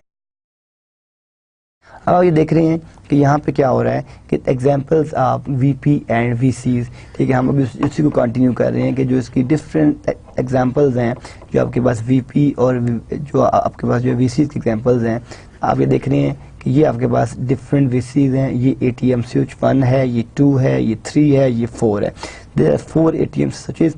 अब ये आपने ट्रांसमिट किया तो ये आपके पास जो एक VP ये बना हुआ है, एक VP ये बना हुआ है, ठीक है, और ये आपके पास 2 वे लिंक है, ठीक है, और आप इस स्विच का, ठीक है, ये एक VP है और ये इन दो स्विचेस के दरमियान, और इनके साथ जो आपके कनेक्शन बने हुए हैं ये सारे के सारे आपके क्या हैं, ये आपके सारे के सारे VCs हैं, वर्चुअल सर्किट्स हैं सारे के सारे आपके। Note that a virtual connection is defined by a pair of numbers VPI and VCI। जब भी यहाँ पे जो की पॉइंट है जो आपने ध्यान में रखना है कि जब भी आप अपने वर्चुअल कनेक्शन को डिफाइन करते हैं तो वो आप पेयर ऑफ नंबर से डिफाइन करते हैं। एक VPI होता है, एक VCI होता है, आप इन दोनों को पेयर नंबरिंग से डिफाइन करते हैं, वरना ये डिफाइन करना पॉसिबल नहीं है।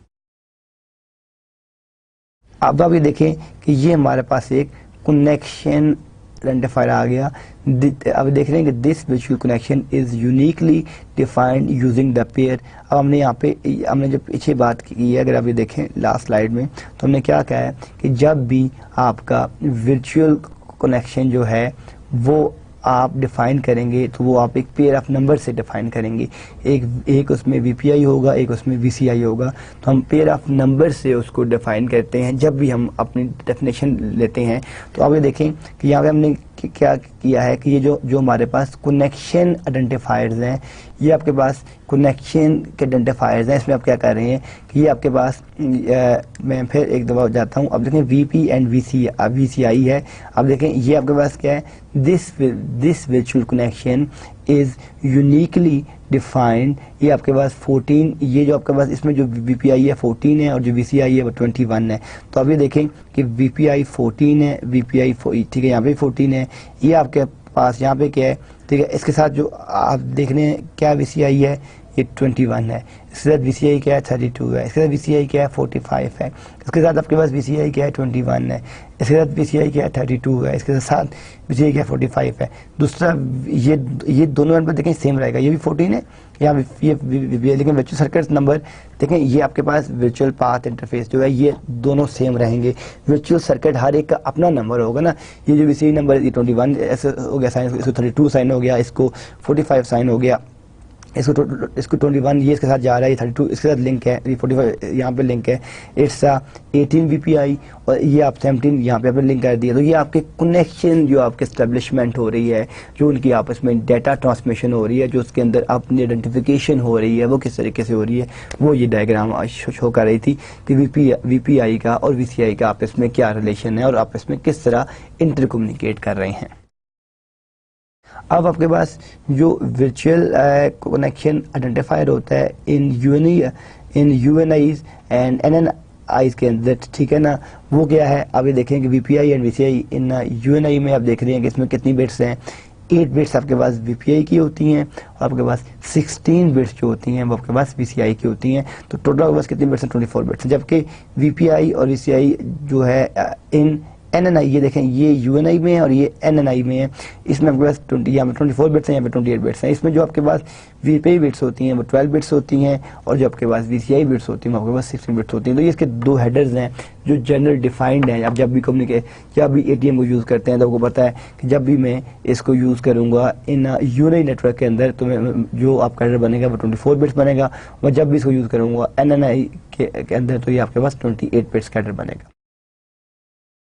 एन ATM सेल, ATM जो सेल है, ठीक है, वो अब ये आपके पास वो जो आपका फ्रेम जिसे हम कह रहे थे, जैसे हम पैकेट कह रहे थे कि जिसके अंदर आपकी कम्युनिकेशन हो रही है, ठीक है, कि जहाँ पे आप अपने डाटे को ट्रांसमिट कर रहे हैं। तो ये आप देख रहे हैं कि ये आपके पास एक ATM सेल आ गया, ये आपका वो है यानी जो आपका आप वहाँ पे ईथरनेट में या फ्रेम रैली में इसको फ्रेम करते थे, ईथरनेट में पैकेट करते थे, तो यहाँ पे हम सेल है जिसमें आपका एक्चुअल डाटा है। तो आप देख रहे हैं कि इसमें जो आपका हेडर है वो VPI और ठीक है VCI का है, वो 5 बाइट्स आपकी वो यूज़ कर रहा है, ठीक है जी, वो आपके पास 5 बाइट्स यूज़ कर रहा है और 48 बाइट्स का आपका पे लोड है जो आपका डाटा है, ठीक है, वो आपके पास 48 बाइट्स का। तो टोटल जो ये आपका ATM सेल है ये 53 बाइट्स का होता है, यानी 5 बाइट्स जो हैं वो तो आपकी हेडर की इंफॉर्मेशन है, जो प्री डिफाइंड बिट्स हैं जिस तरह में भेजा गया है कि VPI क्या है, VCI क्या है, UNI क्या है, NNI क्या है, वो उनके लिए आपकी फिक्स्ड हैं, उनके लिए वो सारी बिट्स जो आपकी फिक्स हैं, रिजर्व्ड हैं, ठीक है। लेकिन टोटल जो आपके पास ATM का सेल आ रहा है वो आपके पास 53 बाइट्स का आ रहा है कि जो आप अपना डाटा ट्रांसमिट कर रहे हैं इसके अंदर वो आप अपने 53 बाइट्स को ट्रांसमिट कर रहे हैं। तो टोटल आप ये देख रहे हैं कि जो आपके पास आया है इट्स 53 बाइट्स, यानी ये आपका पेलोड आ गया 48 बाइट्स का और आपके पास जो इसका हेडर है 5 बाइट्स का आपके पास इसमें हेडर आ गया आपके पास। अब आप देखते हैं कि राउटिंग विद अ स्विच, जब आपका राउटिंग होता है उसके साथ जो आपके पास स्विच है इसकी कम्युनिकेशन किस तरह होती है, इनपुट किस तरह जा रही है और आपके पास आउटपुट किस तरह जा रही है। आप देख रहे हैं 4 यहाँ पे इंटरफेसेस हैं, ठीक है, एक इंटरफेस आपके पास 1 है, एक 2 है, एक 3 है, एक 4 है, ठीक है, जो आपके पास और ये आपके पास इनपुट है और ये आपके पास आउटपुट है। इंटरफेस 1 आप देख रहे हैं, ये आपके पास इंटरफेस 1 है जहाँ पे ये आपका चैनल कह लें, लिंक कह लें, ये आपके पास 1 है। इस 1 के साथ आपके पास जो VPI नंबर आपने एसोसिएट किया हुआ है वो 153 है और जो आपने VCI नंबर एसोसिएट किया हुआ है वो आपने 67 एसोसिएट किया हुआ है, यानी जो आपके पास VPI नंबर है वो 153 है और जो आपके पास VCI नंबर है वो आपके पास 67 है। ये आपने इसके साथ लिंक किया हुआ है, यानी VPI नंबर जो है वो 153 है और जो VCI नंबर है वो आपके पास 67 है। और ये जो आपके पास ये डाटा आप इंटरफेस 1 से एंटर करते हैं, VPI की इंफॉर्मेशन आप 153 देखते हैं और 67 देते हैं। आउट कहाँ से हो रहा है, ठीक है, switch is a multi input output device भी हम कहते हैं ना। स्विच की डेफिनेशन क्या है, switch is a multi input output device, यानी इसमें मल्टीपल पोर्ट्स इंटरफेसेस होते हैं, एक से इन करता है दूसरे से आउट कर देता है, एक से आउट, ठीक है, दूसरे से इन करता है तीसरे से आउट कर देता है। तो यहाँ देखें यहाँ से इसने इन किया और 3 पे इसको आउट कर रहा है। जब 3 के पास इस पे आउट कर रहा है, तो उसको जो VPI नंबर आपको एसोसिएट हो रहा है आउटपुट के अंदर वो 140 हो रहा है, और जो VCI नंबर उसके साथ आपका अटैच हो रहा है वो आपके पास 92 अटैच हो रहा है। तो ये आपके पास जो स्विच के अंदर राउटिंग होती है वो किस तरह हो रही है, ये उसमें छोटी सी एग्जांपल है कि वो आप किस इंटरफेस से इन हो रहा है और कैसे आउट हो रहा है, और VPI और VCI नंबर्स उसको कैसे एलोकेट हो रहे हैं। ATM की लेयर्स, जिस तरह हमने OSI की 7 लेयर्स देखी, application, presentation, session, transport, network, data link, physical layer. फिर हमने TCP/IP 5 लेयर्स देखी, application, transport, network layer, internet. 4 layer थी, एप्लीकेशन, ट्रांसपोर्ट, नेटवर्क और इंटरनेट नेटवर्क लेयर। फिर 5 लेयर्स थी, एप्लीकेशन, ट्रांसपोर्ट, ठीक है, नेटवर्क लेयर, ठीक है, और फिजिकल और डाटा लिंक लेयर। तो इसी तरह फिर हमने इसको 3 लेयर्स देखी, access layer, distribution layer, core layer. वैसे ही आपके पास जो ATM की लेयर्स हैं वो लेयर्स कितनी हैं, ठीक है। फर्स्ट आप देख रहे हैं कि इसको हमने AAL को जो हमने किया है, AAL1 को किया, फिर इसको डिवाइड किया AL2 में, और इट्स अप टू AL3/4 और 5। ये आपके यहाँ पे आपके पास ये इट्स योर ATM लेयर, और इसकी ये डिवीजन आप देख रहे हैं AAL1 में, 2 में, 3/4, 5 में, और इसके नीचे आपके पास ये क्या आ गया है, आपके पास एक फिजिकल लेयर आ रहा है। तो ये आपके पास ATM लेयर्स हैं कि ATM लेयर की एसोसिएशन किसके साथ है, आपकी फिजिकल लेयर के साथ आपकी इसकी एसोसिएशन है। ATM layers in endpoint devices and switches। अब ATM लेयर की जो endpoint devices हैं और जो आपके switches हैं उनके साथ किस तरीके से कम्युनिकेट करवा रही है, कैसे कम्युनिकेशन हो रही है, वो हम देखते हैं। अब देखें ये AAL लेयर है, देखें हम अगर बैक पे जाएं तो ये आपके पास ATM के ऊपर से AL लेयर ठीक है, ये AAL लेयर है, ये एक ATM लेयर ने सेंड किया फिजिकल लेयर के ऊपर। यहाँ पे आपका ये नेटवर्क है, इसने सेंड कर दिया इस स्विच के पास, इस स्विच ने फिजिकल लेयर, और हमने क्या कहा पीछे कि ATM का नेटवर्क जो है फिजिकल और ATM के साथ इसकी मैपिंग हुई हुई है, तो इसने फिजिकल और ATM के साथ इसको मैप किया। यहाँ से इस स्विच ने यहाँ पे इस स्विच के पास सेंड किया, इस स्विच ने फिर इस ATM और फिजिकल लेयर के साथ मैप किया, और यहाँ से ये दूसरा एंड पॉइंट है, इस एंड पॉइंट ने सेंड कर दिया फिजिकल, ATM और AL को। तो इस तरीके से आपके पास ATM लेयर की जो एंड पॉइंट डिवाइसेस हैं और जो स्विचेस हैं जो उनकी कम्युनिकेशन हो रही है वो इस तरीके से हो रही है। आप ये देखें यानी AAL इस ATM के पास गया physical, then switch and so on, और दूसरे एंड के ऊपर आप ये आपका एक एंड पॉइंट था, दूसरे एंड के ऊपर, यानी यहाँ पे दरमियान में AL लेयर नहीं है, लेकिन वापस जो है इन दो यूज़र एप्लीकेशन या एंड पॉइंट के ऊपर इधर भी AL आ गया और इधर भी AL आ गया। तो इस तरीके से आपकी एंड पॉइंट डिवाइसेज और स्विचेस में कम्युनिकेशन होती है। ATM लेयर हमने क्या कहा था कि 53 बाइट्स का सेल होता है, 48 बाइट्स का आपका डाटा होता है, 5 बाइट्स का इसका हेडर होता है। तो ये टोटल जो आपके पास कंबाइन करके बनाया जाता है ATM की लेयर या जो ATM की सेल्स होते हैं, ठीक है, वो हम क्या कह सकते हैं कि 53 बाइट का है, ठीक है। इसका ये वाला 48 बाइट जो है ये इसका पेलोड है, और बाकी जो आपके पास 5 बाइट्स हैं ये इसका हेडर है। तो आप जब इसको कंबाइन करते हैं तो आपके पास 53 बाइट्स आ जाती हैं, जो आपके पास एक ATM लेयर का आपका हेडर होता है 53 बाइट्स में। ATM जो आपका हमने पीछे देखा था कि एक आपके पास यूनिसेल होता है, एक आपके पास NNI सेल होता है।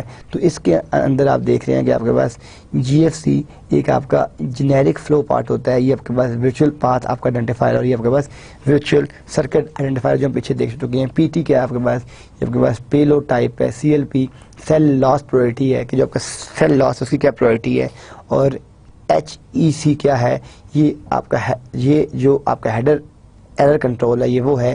तो आप इसमें क्या चीज़ें हैं, GFC, ठीक है, देन आपके पास क्या है VPI, ठीक है, इसके साथ VPI VCI, ये आपका जो यूनिसेल है हमने कहा था कि दोनों डिफरेंट होते हैं यूनिसेल और NNI सेल, क्योंकि अगर हम बैक स्लाइड पे जाएं तो आपको याद होगा इस स्लाइड के अंदर ये 24 बिट का था और ये 28 बिट का था, ठीक है। ये यूनी और NNI को हम जब डिस्कस कर रहे थे तो इसमें ये डिफरेंस था। तो ये आप देख रहे हैं कि इसके अंदर ये आपके पास सारा पेलोड डाटा है, ये आपका सेल फॉर्मेट है, ये हेडर है आपके पास जो यूनी सेल का, और ये आपके पास जो सेल का फॉर्मेट है ये आपके पास NNI सेल का फॉर्मेट है। AALI को अब डिस्कस करते हैं जो है, इसमें हम देख रहे हैं कि AAL जो 1 है और ATM है, आप देख रहे हैं कि ये किस तरीके से हो रहा है कि इसमें SN क्या चीज़ है, ये आपका सीक्वेंस नंबर है, और आपके पास SNP क्या चीज़ है, सीक्वेंस नंबर की प्रोटेक्शन है। तो ये आपके पास जो यहाँ पे जो है इसमें आप देख रहे हैं कि CS की जो बिट्स हैं 47 देन 47 देन 47, ये यहाँ पे तो आप देख रहे हैं सब फिजिकल लेवल क्या है 1010, क्योंकि हमने क्या कहा था कि एक्चुअली तो आपके डिजिटल सिग्नल्स ही ट्रांसमिट कर रहे होते हैं, बाकी तो हम फॉर्मेटिंग सारी कर रहे होते हैं, लेकिन एंड डेस्टिनेशन के ऊपर आपकी जब भी कम्युनिकेशन होगी वो सारी की सारी आपकी केस में होगी 1010 के फॉर्म में होगी। तो यहाँ पे जो आपके पास SAR है, ठीक है, वो आप देख रहे हैं इसका 1 बिट का है, ये 47 बिट का है, 1 बिट, और फिर यहाँ पे आप देख रहे हैं ATM जो है ये 5 बिट, क्योंकि आपने ATM क्या कहा है कि ATM जो है आपके पास 53 बाइट्स का जो है वो इसका सेल साइज होता है, ठीक है। इसमें हमने क्या कहा है कि जो इसकी 100 बिट्स होती हैं वो 5 बिट्स होती हैं, और 48 बिट्स में आपका डाटा जाता है, तो टोटल आपके पास क्या बनता है 53 बिट्स का होता है। जब आप इसको सेल करते हैं तो 53 बाइट्स जो होती हैं वो आपके पास होती हैं। आपकी सेल ATM का सेल साइज जो होता है वो आपके पास 53 बाइट्स का होता है। ये जो हम देख रहे हैं ये AAL21 जो है, मैं आपको थोड़ा सा एक्सप्लेन कर देता हूँ वापस जाके, कि यहाँ पे आपने देखा था कि ये जो लेयर थी AAL की, हमने क्या कहा था कि AAL1 है, AAL2 है, AAL3/4 है। अब हम इन तमाम को 1 बाय 1 वहाँ पे डिस्कस कर रहे हैं कि इनमें क्या डिफरेंस है। तो ये आपके पास AAL1 को भी हमने डिस्कस किया। अब हम जाते हैं AAL2 को, तो AAL2 में आप देख रहे हैं कि CID है जो आपके पास चैनल आइडेंटिफायर है, LI है लेंथ को इंडिकेट कर रहा होता है, लेंथ इंडिकेशन देता है, PPT क्या है पैकेट पेलोड टाइप के, पैकेट की क्या टाइप, पेलोड की टाइप क्या है, UUI क्या है यूजर टू यूजर आपके आइडेंटिफिकेशन है, HEC क्या है हेडर एरर कंट्रोल, जो उसके हेडर को एरर कंट्रोल जो है वो कर रहा होता है। SF क्या है, ये आपकी स्टार्ट फील्ड है। तो अब ये देख रहे हैं कि यहाँ पे कम्युनिकेशन किस तरीके से हो रही है कि ये short packets from upper layer, ठीक है, ये 24 यहाँ से फिर हमने सेंड किया इसको, ये CS ने सेंड किया, यहाँ से ये सेंड हुआ SAR के पास, और वापस एंड के ऊपर आप देख रहे हैं ये आपकी पैडिंग हुई। पैडिंग होने के बाद आप देख रहे हैं 48 बाइट्स ये बन गया डाटा, 48 बाइट, ये 47 था तो 1 जो बाइट की इसमें पैडिंग हुई है, तो ये आपके पास 1 बाइट की पैडिंग हुई है, तो 48 बाइट्स यहाँ आ गए, 48 बाइट्स यहाँ आ गए, और ये आपके पास जो आपके पास 5 बाइट्स का आपका हेडर है, तो टोटल अगेन आपके पास 53 बाइट्स आ गया। AAL3/4 जो है इसमें क्या नई चीज़ें हैं, CPI वही कॉमन पार्ट आपका आइडेंटिफायर है, B टैग बिगनिंग टैग है आपका, ठीक है, BA size buffer allocation size है आपके पास, AL आपकी अलाइनमेंट है, E टैग आपके पास एंडिंग टैग है, L उसकी लेंथ है, ST आपकी सेगमेंट टाइप है, ठीक है, ये सारी वो चीज़ें। इसके अंदर क्या है कि AAL3/4 में आपका जो data packet up to 16 bits 65,535 byte तक होता है। ये CS में H डाटा गया, इसको आपने सेंड किया, ठीक है, ये 44 और अगेन आप देख रहे हैं कि एंड के ऊपर आपके पास वही 48 बाइट्स और 48 बाइट्स और 5 बाइट्स आपको वही मिलेगा। एंडिंग आपके पास वही जो सेल साइज होगा वो कभी भी इंक्रीज नहीं कर सकता 53 बाइट्स से, क्योंकि जो उसका स्टैंडर्ड है, जो उसकी लिमिट है, वो आपके पास 53 बाइट्स है। AAL5 में अब ये बेटा हम यहाँ पे जितनी भी चीज़ें डिस्कस की हैं, ये अगर अब मैं थोड़ा सा पीछे फिर इसलिए जा रहा हूँ ताकि आपका विजन आपको थोड़ा सा ये कम्प्लेक्स चीज़ें हैं, तो ये सारी वो चीज़ें हैं, ये जो हम वन कर रहे हैं 1 2 3, पहले हमने इसको डिस्कस किया, पहले हमने ATM लेयर्स को डिस्कस किया, फिर हम ATM को डिस्कस किया, फिर हमने उसके एडर को डिस्कस किया, फिर हमने AL1 को, फिर अब 2 को, और अब हम 3/4 को डिस्कस किया, और ये लास्ट में जो आपके पास क्या है ये 3/4 हमने बिल्कुल कर लिया है। और लास्ट में क्या आपके पास AAL5 है आपके पास, जो आपके पास डाटा पैकेट्स में अप टू 65,000 बाइट्स हैं, ये आपके पास यहाँ पैडिंग की, ठीक है, इसमें UU है, ये आपका चैनल का आइडेंटिफायर है, ये कॉमन पार्ट है, ये लेंथ है, ये एडिटेड। अब देखें यहाँ पे भी जो आपके पास फाइनल है 48 यानी जो सेल साइज है वो किसी भी केस में 53 बाइट्स से जो है वो इंक्रीज नहीं कर सकता, वो हमेशा आपका 53 बाइट्स ही रहेगा। नेक्स्ट आपके पास ATM LANs हैं। ATM is mainly a wide area network protocol। Basically जो ATM है वो आपका एक WAN प्रोटोकॉल है। However, the technology can be opted to adapted to local area networks ATM LAN. The high data rate of the technology has attracted the attention of designers who are looking for greater and greater speeds in LAN. Basically ATM जो हमने शुरू में discuss किया कि एक van protocol है, लेकिन ये फास्ट है, ठीक है। तो फास्ट कम्युनिकेशन की वजह से, फास्ट होने की वजह से जो आपके नेटवर्क डिज़ाइनर थे उन्होंने कहा कि इसको मतलब LAN में भी यूज़ किया जा सकता है, क्योंकि इसका जो डाटा रेट है, the high data rate of the technology as attracted, यानी जो इसमें अट्रैक्शन थी वो हाई डाटा रेट थी कि ये बहुत फास्टली डाटा सेंड और रिसीव करता है, तो लिहाजा इसको LAN के अंदर भी यूज़ किया जा सकता है। लेकिन ड्रॉबैक क्या है, कास्टिंग की जो आपके कास्ट है वो बहुत ज़्यादा इंक्रीज़ कर जाएगी। लेकिन अगर आप जो अपनी परफॉर्मेंस के ऊपर कंप्रोमाइज़ नहीं कर सकते तो फिर आपके लिए ATM इज़ द LAN में बेस्ट सोल्यूशन है। तो यहाँ पे जो इसको क्यों यूज़ किया जा रहा है, the high data rate of technology has attracted the attention of designers who are looking for greater and greater speeds in LAN। इसमें हम ATM LAN का आर्किटेक्चर देखते हैं, LAN एमुलेशन क्या होती है, क्लाइंट सर्वर मॉडल देखते हैं और mix architecture with client server देखते हैं। ATM LAN का जो आर्किटेक्चर है, ये आपके पास ATM LAN में एक प्योर ATM LAN है, एक आपका जो लेगेसी के मतलब होता है, उर्दू मीनिंग होता है रवायती, कल्चर, ठीक है। तो ये ATM LAN में दो चीज़ें हैं, एक आपका प्योर ATM LAN है, दूसरा आपके पास लेगेसी। इन दोनों को कंबाइन करके आप अपना मिक्स आर्किटेक्चर बनाते हैं जो आपका मिक्स एनवायरनमेंट में यूज़ हो रहा होता है। तो ये आपके पास ATM LAN प्योर और लेगेसी, इसको कंबाइन करके इट्स आपका मिक्स आर्किटेक्चर है। प्योर ATM LAN ये आपके पास देखें, ये आपके पास ATM जिस तरह आपके पास एक नॉर्मल स्विच होता है, ठीक है, नॉर्मल राउटर होता है, ये आपके पास ATM जब आप बाय करेंगे ATM स्विच है। इन स्टेशन में ATM का LAN कार्ड होंगे, जिस तरह हम ईथरनेट LAN कार्ड यूज़ करते हैं कि जी आपके पास 10 मेगाबिट्स का कार्ड है, आपके पास 100 मेगाबिट्स का कार्ड है, तो वो आपके पास नॉर्मल नेटवर्क कार्ड होते हैं। तो यहाँ पे जो आप यूज़ करेंगे वो आप अपने प्योर ATM यूज़ करेंगे। तो ये आपके पास जो आपकी ये जितने स्टेशंस हैं, यहाँ पे ATM इसमें आपके LAN कार्ड्स होंगे और ये ATM स्विच है, तो यहाँ पे इसमें ATM के थ्रू चीज़ वही है। टेक्नोलॉजी अब स्विच किस तरह काम करता है, ATM के नेटवर्क किस तरह काम करता है, हम सारी चीज़ें डिस्कस कर चुके हैं। लेकिन ATM टेक्नोलॉजी क्या है, यानी जो देखें आप, मैं लिखता हूँ www.google.com, तो अब पीछे यूज़र का कंसर्न तो क्या है, एप्लीकेशन लेयर के ऊपर, बैकएंड के ऊपर ATM यूज़ हो रहा है, फाइबर ऑप्टिक्स यूज़ हो रही है, रिले यूज़ हो रहा है, उसको नहीं पता। लेकिन जो आपका जो सर्विस प्रोवाइडर है उसने देखना है कि मैं यूज़र से कितना चार्ज कर रहा हूँ और उसको कैसी सर्विस देनी चाहिए। तो ये ATM स्विच है और इसके डिफरेंट क्लाइंट्स हैं और आप इस तरीके से आप इसको कम्युनिकेट कर सकते हैं।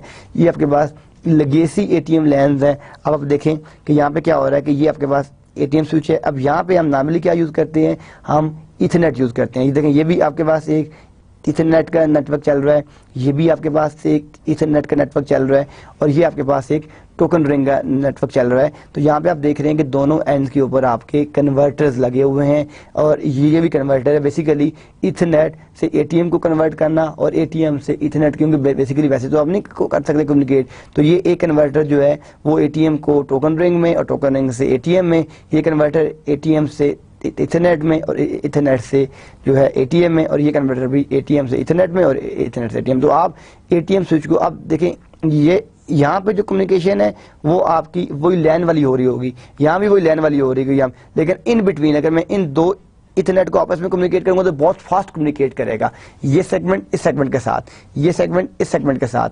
लेकिन इन बिटवीन यहाँ पे वही स्पीड में मिलेगी। अब टोकन रिंग के दो नेटवर्क्स होते हैं, 4 मेगाबिट्स और 16 मेगाबिट्स, तो यहाँ पे आपको वही स्पीड मिलेगी। यहाँ पे आपके पास इथरनेट में 10 मेगाबिट्स है, ठीक है, या अगर फास्ट इथरनेट है तो वो है आपका 100 मेगाबिट्स, गीगा है तो 1000 है। यहाँ पे भी आपके पास 10 है या 100 है या गीगा है, तो इन बिटवीन वो मिलेगी। लेकिन जब आप इसको इस नेटवर्क को इसके साथ लिंक करेंगे तो फिर आपकी ATM के साथ कनेक्टेड है, आपकी जो बैकबोन है वो ATM है, तो आपको जो कम्युनिकेशन है वो काफ़ी फास्ट मिलेगी।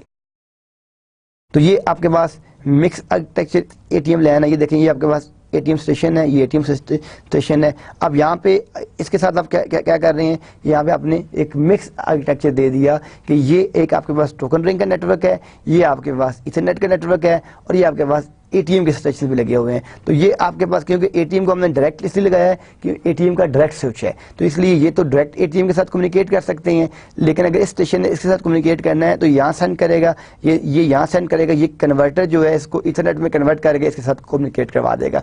तो यहाँ पे ये एक लैन इथरनेट के ऊपर कनेक्टेड है, ये एक लैन टोकन रिंग के ऊपर कनेक्टेड है, और ये लैन आपका एटीएम के साथ कनेक्टेड है। और यानी इस नेटवर्क की बैकबोन भी एटीएम के साथ लिंक्ड है, इस नेटवर्क की बैकबोन भी एटीएम के साथ लिंक्ड है, और ये जो क्लाइंट्स हैं ये भी आपके एटीएम के साथ लिंक है। तो आप ये देख रहे हैं कि यहाँ पे जो हमारी कम्युनिकेशन हो रही है, ये दरमियान में हम क्या यूज़ कर रहे हैं, एटीएम स्विच यूज़ कर रहे हैं, ठीक है। और ये एक ATM switch in ATM machine को कम्युनिकेट करा रहा है। ये आपके पास ये जो एटीएम है कन्वर्टर है, ये इसको, यानी आप एटीएम को इथरनेट के साथ कम्युनिकेट करवा सकते हैं, एटीएम को आप टोकन रिंग के साथ कम्युनिकेट करवा सकते हैं, और ये एटीएम इन बिटवीन खुद भी कम्युनिकेट कर सकता है। तो ये आपके पास एक क्लाइंट एंड सर्वर लैन है, ये LEC आपके पास है, ये एटीएम लैन है, और ये डिफरेंट इसके क्लाइंट्स हैं, LECS है, LES है, और बाकी आपके पास डिफरेंट जो क्लाइंट्स है। ये आपके पास क्लाइंट एंड सर्वर क्या है, सर्वर आपकी क्यूरीज को फुलफिल कर रहा होता है, और क्लाइंट्स आपकी सर्विसेज को जो है यूज कर रहे होते हैं। ये आपके पास एक कंप्लीट मिक्स एनवायरनमेंट है, जिसमें आप देख रहे हैं कि आपके पास एटीएम का स्विच लगा हुआ है, इसके साथ यहाँ सर्वर लगा हुआ है, या आपके LEC क्लाइंट्स लगे हुए हैं, ठीक है। ये आपका एक सर्वर लगा हुआ है, ये आपका सर्वर है, ये आपके क्लाइंट्स हैं। यहाँ पे आपने एक, ये बेसिकली डायरेक्ट एटीएम लैन यूज़ कर रहे हैं आप, और यहाँ पे आप बेसिकली इथरनेट यूज़ कर रहे हैं। तो यहाँ पे आपने कन्वर्टर यूज़ कर दिया, यहाँ पे आपने एक और यूज़ कर लिया कन्वर्टर। तो बेसिकली यहाँ पे हम जो आपको इस चीज़ में मैं आपको जो बताना चाह रहा हूँ कि जो एटीएम के लैन जो नेटवर्क है वो इथरनेट के साथ भी कंपेटेबल है, वो टोकन रिंग के साथ कंपेटेबल भी है। अब इस डायग्राम में देखें कि यहाँ पे क्या हो रहा है कि जो आपके पास जो ये नेटवर्क है, इसमें आपके पास ये जो सारे क्लाइंट और सर्वर्स हैं ये एटीएम यूज़ कर रहे हैं, ये भी सारे क्लाइंट और सर्वर्स जो हैं ये भी एटीएम यूज़ कर रहे हैं, ठीक है। और ये नेटवर्क आपका टोकन रिंग यूज़ कर रहा है, ये आपका इथरनेट यूज़ कर रहा है। तो हमने यूजिंग कन्वर्टर एटीएम को इथरनेट में कन्वर्ट कर दिया, इथरनेट को एटीएम में कन्वर्ट कर दिया, ठीक है। यूजिंग कन्वर्टर एटीएम को टोकन रिंग में कन्वर्ट कर दिया, और टोकन रिंग को हमने एटीएम में कन्वर्ट कर दिया। तो ये हमारा चैप्टर था आज एटीएम का, ठीक है। एटीएम और फ्रेम रिले क्या होता है, वो किस तरह काम करते हैं, उसकी लेयर्स कौन कौन सी होती हैं, उसके क्या स्टैंडर्ड्स होते हैं, ठीक है। हम इंशाल्लाह ताला अपनी नेक्स्ट क्लास में थोड़ी सी एटीएम की और फ्रेम रिले की लैब करेंगे कि पैकेट ट्रेसर के अंदर एटीएम और फ्रेम रिले को कैसे कन्फिगर किया जा सकता है, कैसे रियल नेटवर्क के ऊपर उसको इम्प्लीमेंट किया जा सकता है, और साथ ही हम अपना नेक्स्ट चैप्टर स्टार्ट करेंगे। तब तक के लिए अल्लाह हाफिज़।